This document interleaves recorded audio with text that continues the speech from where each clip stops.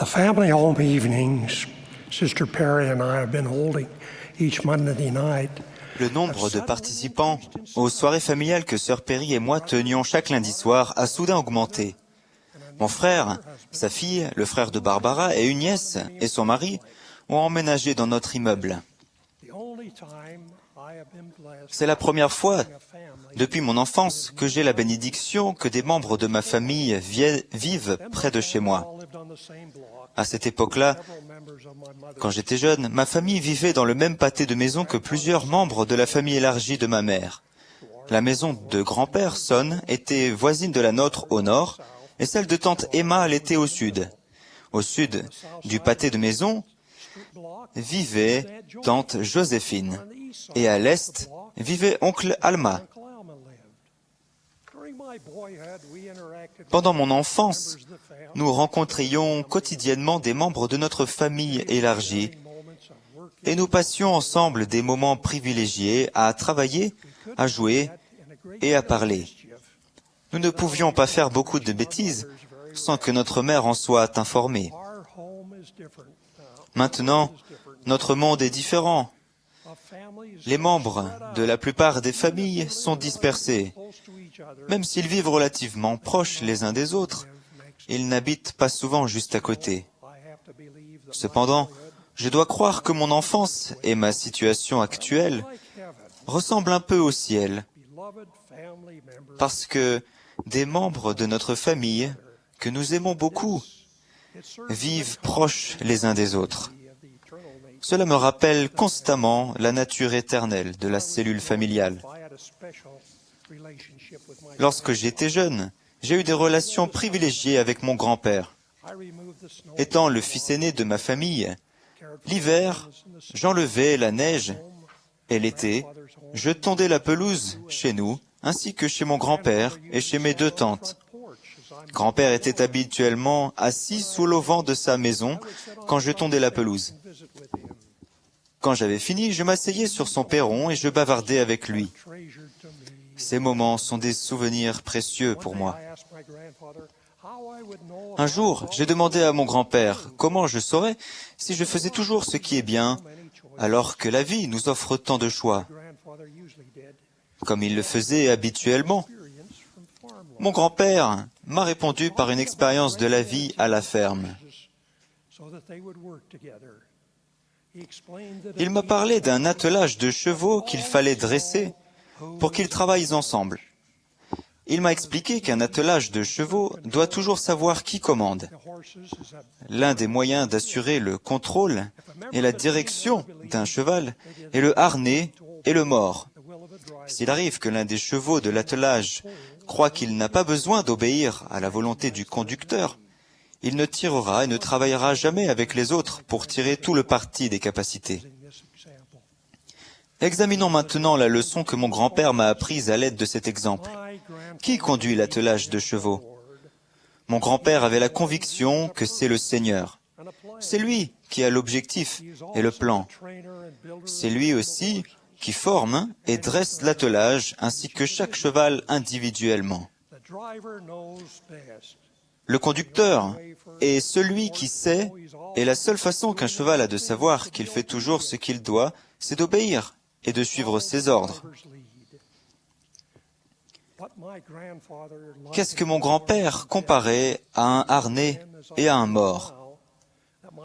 Je croyais alors, comme je le crois maintenant, que mon grand-père m'enseignait à suivre les murmures du Saint-Esprit. Pour lui, le harnais et le mors étaient spirituels.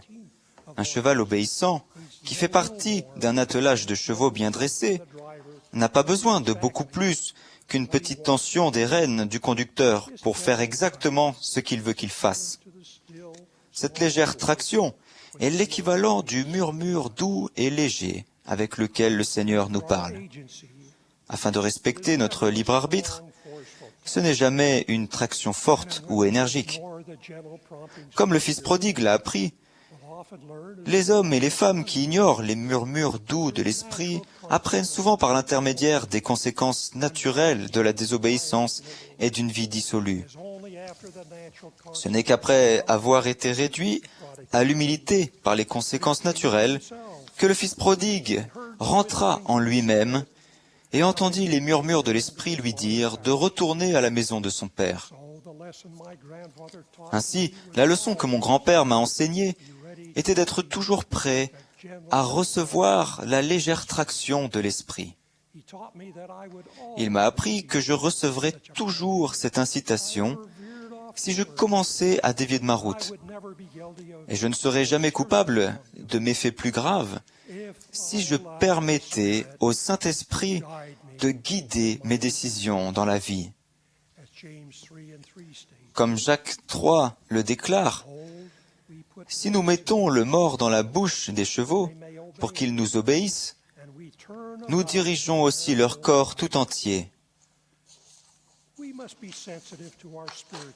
Nous devons prêter attention à notre mort spirituelle. À l'attraction la plus légère du Maître, nous devons être disposés à modifier complètement notre façon de faire.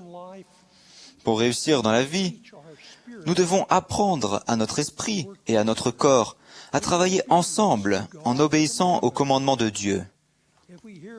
Si nous prêtons attention à ces murmures légers, le Saint-Esprit peut unir notre esprit et notre corps pour le même objectif et nous ramener à notre foyer éternel pour vivre avec notre Père céleste.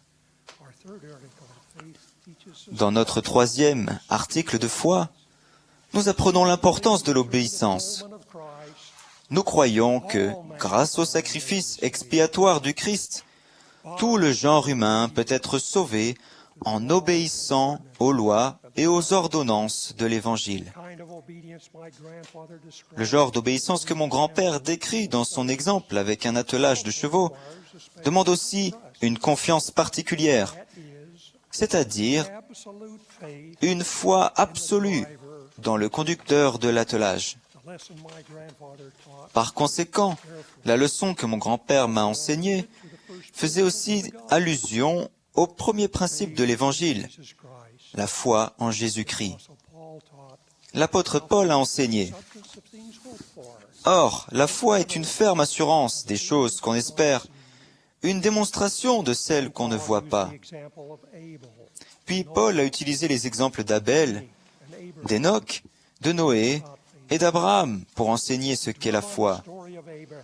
Il s'est attardé sur l'histoire d'Abraham, car il est le père des fidèles. Paul a écrit, « C'est par la foi qu'Abraham, lors de sa vocation, obéit et partit pour un lieu qu'il devait recevoir en héritage, et qu'il partit sans savoir où il allait. C'est par la foi qu'il vint s'établir dans la terre promise, comme dans une terre étrangère.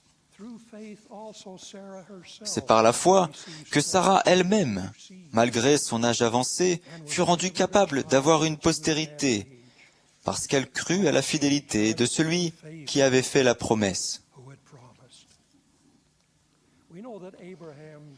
Nous savons que, par l'intermédiaire d'Isaac, fils d'Abraham et de Sarah, une promesse fut faite à Abraham, celle d'une postérité nombreuse comme les étoiles du ciel, comme le sable qui est sur le bord de la mer et qu'on ne peut compter.